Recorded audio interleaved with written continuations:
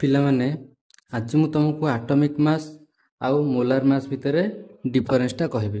Suppose ଆମେ ଗୋଟେ atom ନେବା ଏଚ୍। ଯଦି ଆମେ ହାଇଡ୍ରୋଜେନର ଆଟମିକ୍ ମାସ୍ ପଚାରିବା ତାହେଲେ ହେବ 1U ବା 1AMU। କିନ୍ତୁ ଯଦି ସେଇ ଜାଗାରେ ମୁଁ କହିବି ହାଇଡ୍ରୋଜେନର ମୋଲାର ମାସ୍ କେତେ, ସେଟା ହେଇଯିବ 1 ଗ୍ରାମ। ସେହିପରି ଭାବରେ ଯଦି ମୁଁ କହିବି ଅକ୍ସିଜେନର ଆଟମିକ୍ ମାସ୍ କେତେ ନା 16U ବା 16AMU, କିନ୍ତୁ ଅକ୍ସିଜେନର ମୋଲାର ମାସ୍ ହେଇଗଲେ ହେଇଯିବ 16 ଗ୍ରାମ। ତାହେଲେ ମୋଲାର ମାସ୍ଟା ଆସିଲା କେଉଁଠୁ?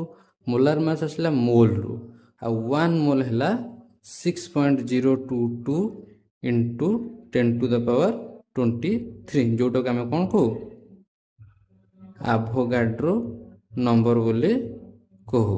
ଆଉ ୟା ମାନେ କ'ଣ?